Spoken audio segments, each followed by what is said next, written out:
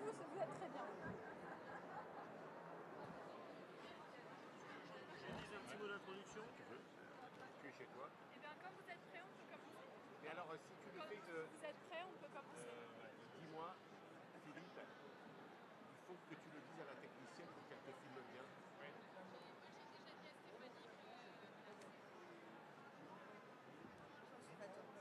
suis la secrétaire générale de la conférence. D'accord. Tu parles dans le micro, ça va faire. Non, mais les gens vont. Parce que tant que tu parles Et pas. Philippe, C'est comme dans une... Philippe veut dire un mot d'accueil. Ah, très bien. Okay.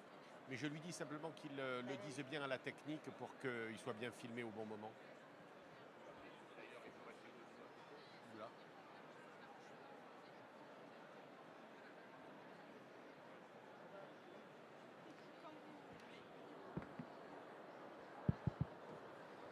Bonjour à toutes et à tous. Écoutez, je propose qu'on débute notre séquence.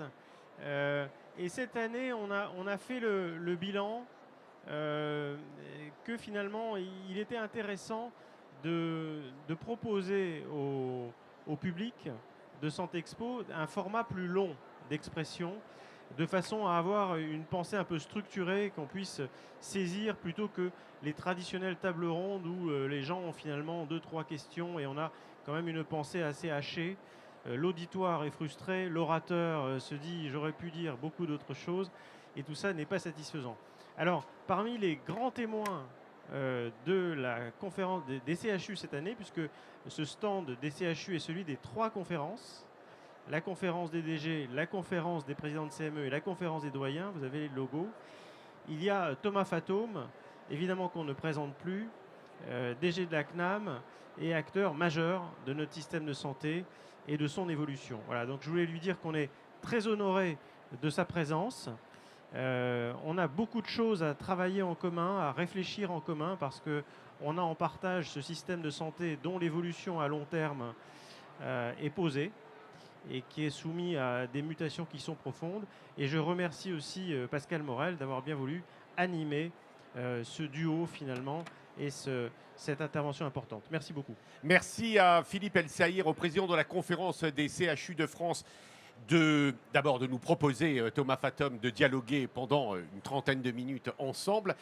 Et puis surtout de nous poser une question. Il ne faudra pas être haché, hein. Il faudra avoir une pensée structurée, que nous ayons une pensée structurée. Le président nous le demande sur un sujet complexe, mais qui est un sujet vraiment d'actualité.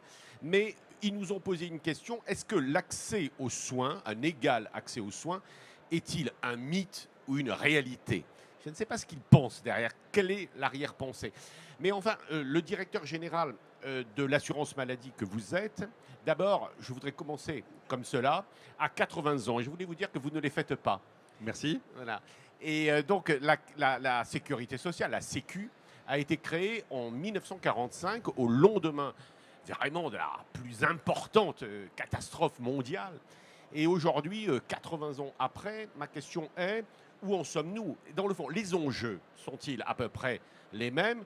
Même si il y a beaucoup de soubresauts, on a quand même connu une grave crise il y a peu de temps, et puis la vie n'est pas un long fleuve tranquille. Pour autant, est-ce que les enjeux sont toujours les mêmes au regard de ce qu'il faut faire pour assurer la santé des soins? Enfin, vous ne faites d'ailleurs pas que la santé, vous nous le rappellerez, enfin, notamment ici, la santé des soins. Et puis, évidemment, malgré tout, on ne peut pas ne pas constater une situation économique, je ne sais pas comment vous la qualifiez, mais enfin, pas très bonne, monsieur le directeur. Et quelle est d'ailleurs votre responsabilité en la matière, et des uns et des autres? Alors, 80 ans, les grands objectifs, est-ce que... 80 ans. D'abord, merci beaucoup de me donner l'occasion d'échanger, de partager avec vous. Vraiment, je suis très touché de cette invitation et à renouveler sans doute dans différents formats d'échanger avec les différentes parties prenantes des CHU, qui sont évidemment un acteur majeur de l'offre de soins, de l'accès aux soins également. On y reviendra. Évidemment, 80 ans... la sécurité sociale, l'assurance maladie est très très différente de ce qu'elle était. Intéressant de se dire, sans faire un grand cours d'histoire, que à l'origine, l'assurance maladie, c'est les revenus de remplacement, c'est les prestations en espèces. Voilà. Bon, aujourd'hui, ça reste un élément important, mais quelque part, l'accès aux soins est évidemment au cœur de notre mandat. Aujourd'hui, on est dans une période de grande tension, on peut se le dire. que vivent nos compatriotes, les assurés de l'assurance maladie, qui voient un système de santé sous tension et qui voient une difficulté à avoir accès à un médecin traitant, accès, le cas échéant, à un rendez-vous chez un médecin spécialiste, accès, le cas échéant, à un service hospitalier. Et honnêtement, il est très clair qu'on aurait fait cette même table ronde, non pas il y a 70 ans, mais il y a 20 ou 30 ans. Ce sujet est évidemment monté. Et il est aussi monté dans nos missions. Et que d'être un acteur, non pas simplement un financeur, mais être un acteur qui va mettre en relation les acteurs de santé, qui va agir pour favoriser l'accès aux soins. C'est vrai d'abord dans la médecine de ville, qui est notre premier terrain de jeu, si j'ose dire, d'aller accompagner individuellement les patients. On a fait un énorme effort depuis des ans pour que les patients en affection de longue durée aient un médecin traitant. On a cassé la courbe qui voyait depuis 5 ans le taux de patients en ALD sans médecin traitant augmenté. On l'a cassé cette courbe. Et donc, plus que jamais, la mission de l'assurance maladie, c'est d'être un acteur national, mais aussi un acteur du territoire pour aller soutenir des maisons de santé, pour aller soutenir des CPTS, pour aller soutenir un dialogue entre les acteurs de santé, dont les CHU évidemment, pour essayer de construire des parcours de soins, de faire de la prévention, d'accompagner des projets territoriaux de santé. Donc après, votre question elle est assez vaste. Le deuxième élément, évidemment, et là-dessus, voilà, j'allais dire, on partage malheureusement assurance maladie et les hôpitaux, et les CHU y compris, une situation financière extrêmement dégradée. Elle est extrêmement dégradée. Elle est honnêtement inédite à la sortie d'une crise Covid et une crise d'inflation, mais on est maintenant en 2025. Et c'est évidemment un enjeu absolument majeur de savoir comment nous pouvons collectivement reconstruire une soutenabilité de notre système d'assurance maladie. Et puis derrière ça aussi, je fais un peu masse, d'équilibre financier des hôpitaux qui garantissent à nos concitoyens qu'ils vont continuer à avoir demain un système qui va couvrir très largement cet accès aux soins. Vous le qualifiez de dégradé, de inquiétant, de catastrophique, de comment? Non, mais je ne veux pas faire de concours d'adjectifs. Hein. Il est objectivement, on est dans une situation de déficit inédit. Vous nous rappelez les et chiffres. Surtout, on est autour de 15 milliards d'euros cette année, les perspectives, auxquelles il faut ajouter, en effet, si on est cohérent, le déficit hospitalier. Et surtout, et là-dessus, il faut être clair, les perspectives, y compris de la loi de financement de la sécurité sociale pour 2025, ne laissent pas entrevoir d'amélioration de ce déficit. Et donc, ce qui nous est posé à nous, et je crois que Catherine Vautrin l'a évoqué également en introduction en ouvrant Santexpo, c'est voilà, qu'est-ce que ça nous dit à nous en termes de transformation du système de santé, de prise de conscience de l'ensemble des acteurs, patients, professionnels de santé, financeurs, qu'on a devant nous un chemin sans doute long et difficile. Et sans promettre du sang et des larmes, c'est pas le sujet, c'est simplement de se dire, on a mis 10 ans à revenir quasiment à l'équilibre de l'assurance maladie dans la décennie 2010. 10 ans. C'est-à-dire, grosso modo, pour que tout le monde ait à peu près les mêmes repères, la grave crise 2008, on est 2009. à peu près à 10-11 milliards de déficit sorti de la crise financière. Et on met 10 ans à revenir quasiment à l'équilibre. On y est quasiment début 2020, avant le Covid. Mais en partageant... L'amateur d'histoire que vous êtes, on en est là. Oui, non, mais, et je le dis aussi devant évidemment nos amis hospitaliers, avec une décennie 2010 qui objectivement a été une décennie difficile de gestion financière et budgétaire, qui a été difficile. Donc voilà, mais intéressant de se dire, on a mis 10 ans, ça a été une période vécue comme étant très contrainte en termes budgétaires, et on est sur un déficit qui est quasiment 50% plus élevé. Et je rajoute aussi, si vous me le permettez, je reboucle avec ce qu'on disait au début, un système de santé qui est plus tendu qu'il ne l'était en 2010. Voilà, ça c'est une réalité aussi. Et donc, prendre en compte cette tension de la démographie des professionnels de santé en ville comme à l'hôpital, des sujets d'attractivité, des sujets de pénibilité, et aussi une demande de soins, et ça on y reviendra, je pense, c'est important, hein, parce que notre pays, la Sécu a 80 ans, mais évidemment, il a aussi beaucoup vieilli. Et j'utilise pour la première fois mon joker chargé produit du rapport qui va sortir à la fin du mois de juin. On est en train de mettre à jour nos projections démographiques, épidémiologiques, notre cartographie des dépenses de santé à l'horizon 2030-2035. Il n'y a pas de surprise, il n'y a pas de révélation, il n'y a pas de scoop. Mais il y a cette amplification, cette accélération de ce double phénomène vieillissement, pathologie chronique qui est quand même un énorme challenge, d'abord pour les acteurs de santé dans la prise en charge, mais aussi dans le système de santé, dans sa soutenabilité. Le système des affections de longue durée, il a été conçu à une époque où on n'avait pas 25% d'assurés qui ont des pathologies chroniques. Dites-moi, Donc il interroge ça aussi. Thomas Fatom, vous dites vieillissement, maladie chronique. Ici, j'imagine tout le monde vous suit. Innovation, les innovations, le progrès technologique, médical, vous le mettez dans peut-être des améliorations en termes d'économie, d'efficience, disons, ou au contraire, là aussi, un risque d'aggravation des... Honnêtement, c'est d'abord une bonne nouvelle. déficits. Je veux dire, nous, on est l'assurance maladie, on n'est pas d'abord là pour... on n'est pas des comptables, on est là pour que le système il puisse permettre de soigner les gens et de financer. Voilà. Et donc, quand l'innovation arrive, du médicament, du numérique, de l'organisation, des prises en charge, c'est d'abord une bonne nouvelle parce que ça veut dire une meilleure prise en charge des patients. Maintenant, il est évident que l'innovation, elle peut constituer bien sûr un défi de financement. Et là aussi, si on regarde un peu les tendances de ces 5 dernières années, on a des bonnes nouvelles en termes d'innovation, notamment sur le front du médicament, sur les sujets du cancer notamment. Et encore une fois, il faut s'en réjouir. Et vous évoquez le Covid, on était bien content que les laboratoires soient extrêmement dynamiques sur la vaccination. Mais je m'impose. Vous savez qu'on vous reproche parfois de prendre du temps quand même pour que les installations... Ici, on est dans un milieu où il y a énormément d'innovation. Oui. D'une manière générale, d'une manière là aussi, technologique. Je vous donne rendez-vous. On sortira. Enfin, vous et d'autres d'ailleurs. Non, mais on sortira mi-juin notre 3e édition de l'Observatoire des délais d'accès aux médicaments. On compare la France, l'Italie, l'Allemagne, l'Espagne, l'Angleterre, c'est à peu près ces pays-là, et on montrera que notamment grâce à des systèmes d'accès précoce extrêmement performants, les CHU, mais ailleurs, et les patients surtout, ont pour plusieurs centaines de milliers d'entre eux l'accès à une innovation extrêmement rapidement, quand bien même la négociation est difficile. Voilà. Et si vous me permettez quand même, je m'impose moi aussi un élément marquant des 4-5 dernières années, hein, c'est une réaccélération de la dépense de médicaments qui est très significative. 5,2% d'augmentation des dépenses remboursées du médicament en 2024, c'est du jamais vu depuis 15 ans. Donc voilà, donc l'innovation c'est d'abord une bonne nouvelle, il faut la voir en tant que telle, mais ça pose des questions, bien sûr ensuite, de à quel niveau elle est introduite, à quel tarif, qu'est-ce qu'elle produit. C'est dans tous les pays comparables à peu près. Pardon ? C'est la même chose dans tous les pays comparables pour le médicament à peu près.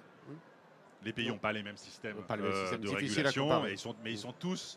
je pense encore une fois qu'on a un accès à l'innovation qui, contrairement à ce qu'on entend souvent, plutôt ça sera intéressant de vous dire que les autres pays. Mais on est tous confrontés au même défi de pouvoir financer, encore une fois, des évolutions démographiques et des évolutions d'innovation qui, de fait, pèsent à court terme sur les budgets de l'assurance maladie et des établissements. Ouais. Parce que les CHU, Philippe Elsaïr, Céline Vasmer, etc., nous ont donc demandé de parler de l'accès aux soins.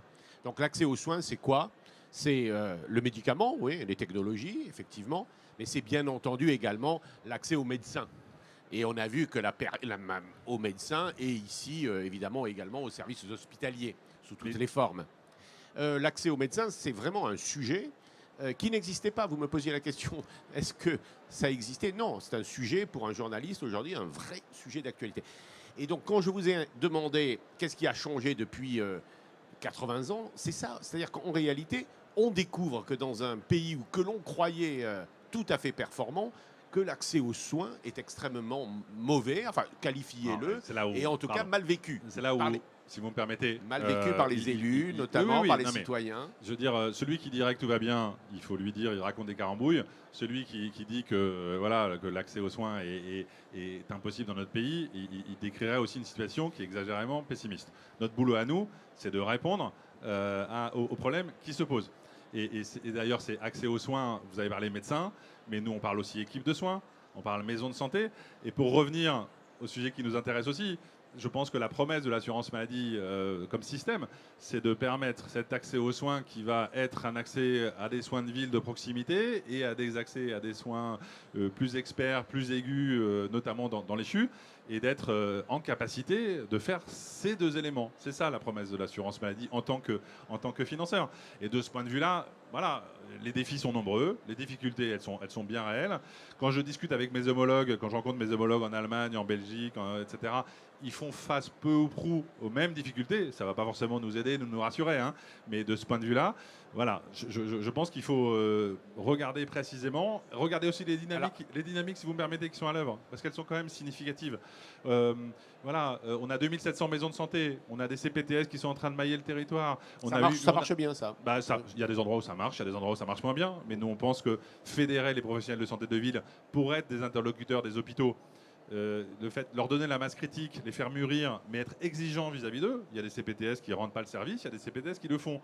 Et moi, quand je me déplace, je vois quand ces CPTS ça marche, eh ben, j'ai des hospitaliers, des caisses, des préfets, des ARS qui disent ça rend des services à la population. Donc, je voudrais dire, le système, il est en train de se transformer, de s'adapter. Les délégations de compétences, elles existent. Les équipes de soins, elles sont en train de se construire. On négocie avec les maisons de santé un nouvel accord.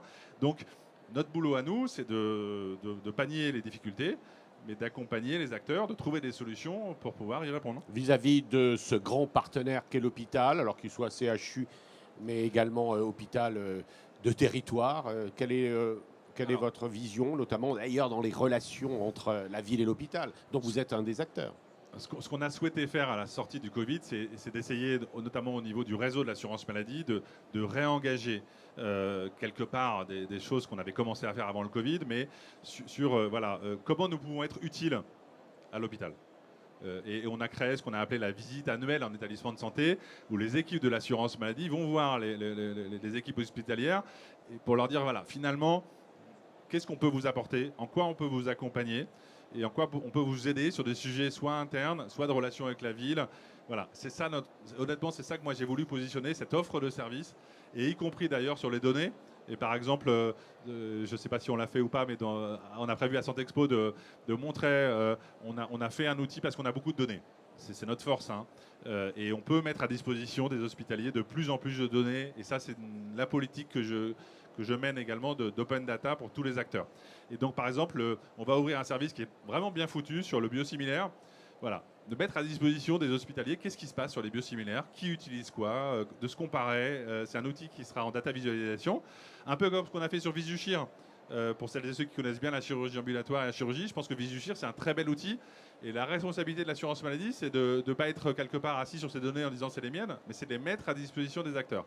Et donc typiquement, voilà, c'est des sujets sur lesquels l'offre de service de l'assurance maladie, elle est présente. Après, si vous m'interrogez sur un peu le sens de votre question sur comment on peut aller plus loin, je parle sous le contrôle de Philippe. Je pense qu'il y a un élément sur lequel il faudrait qu'on se mette un peu autour de la table et qu'on voit quels sont les outils.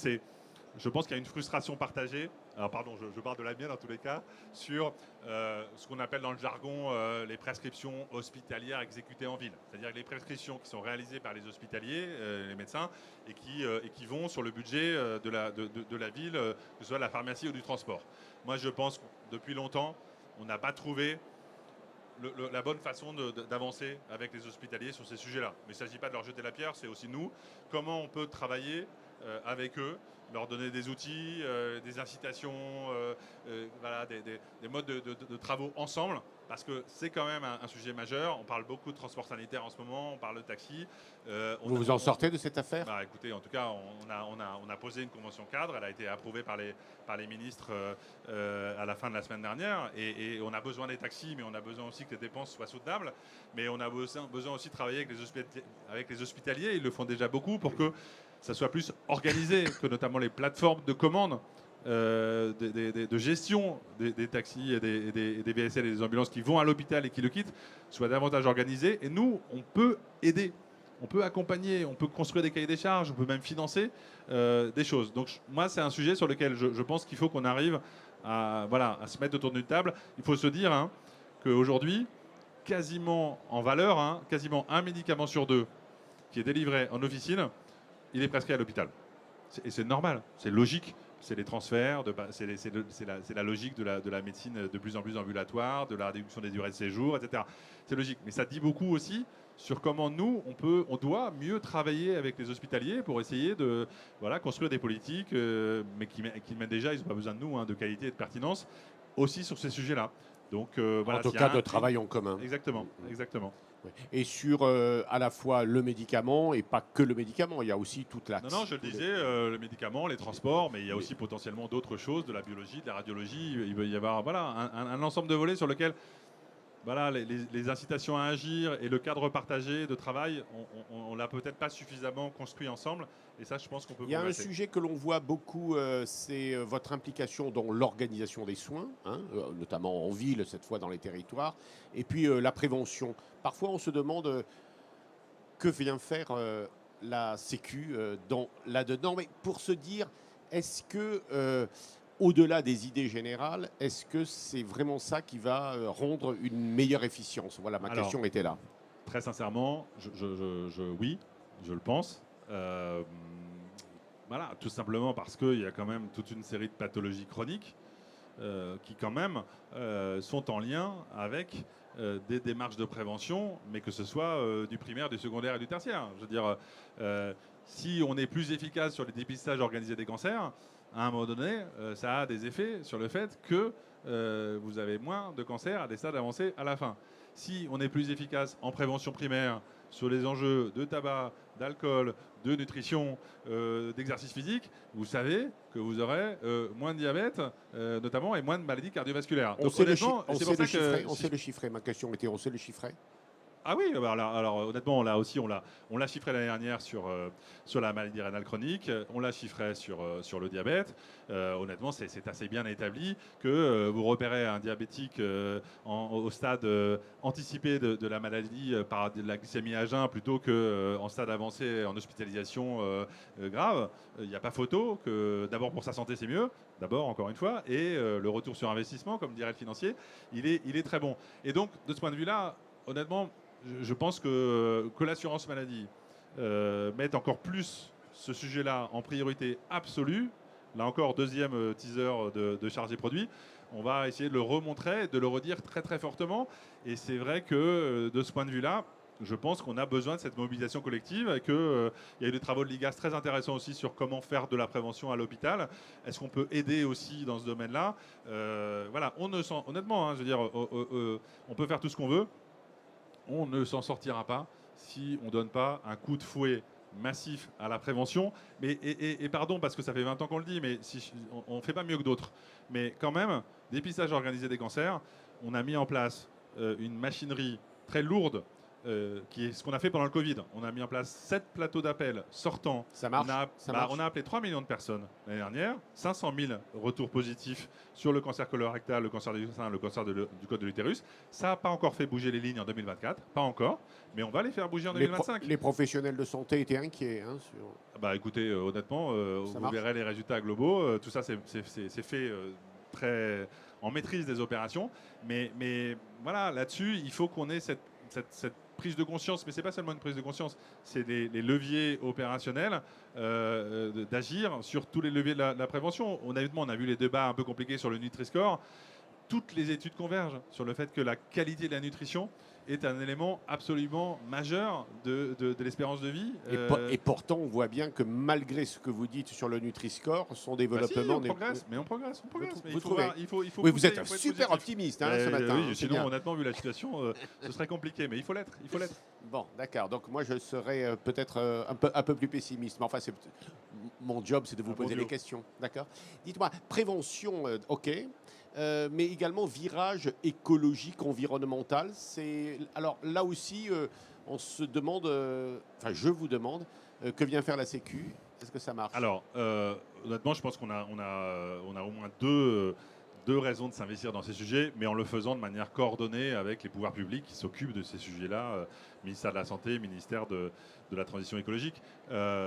D'abord, la décarbonation de notre système de santé, c'est un vrai enjeu. C'est un vrai enjeu. Le système de santé, c'est 8% des émissions de carbone.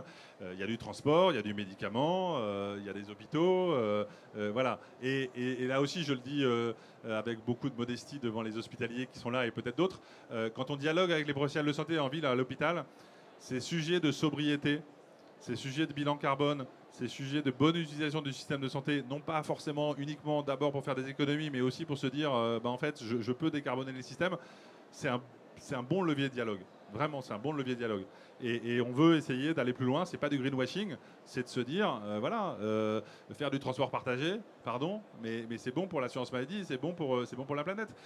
Avoir une modération sur l'usage des dispositifs médicaux, l'usage des médicaments, c'est aussi bon pour la planète. Donc oui. Et puis les enjeux de santé environnementaux, encore une fois, là aussi, la littérature nous montre très bien que les impacts de l'environnement ou au sens large sont majeurs pour la santé. C'est la raison pour laquelle nous, notre force de frappe, c'est d'aller voir les patients et d'aller voir les professionnels de santé, notamment en ville. D'aller communiquer, d'aller vers eux individuellement, de faire le dernier kilomètre, les derniers 100 mètres. Et donc, au deuxième semestre, les délégués de l'assurance maladie, ils vont aller voir les gynécos, les pédiatres et les médecins pour leur parler perturbateurs endocriniens. Tout le monde le sait, tout le monde en parle, mais voilà, faire passer ces messages-là pour que les médecins soient les relais vis-à-vis des patients.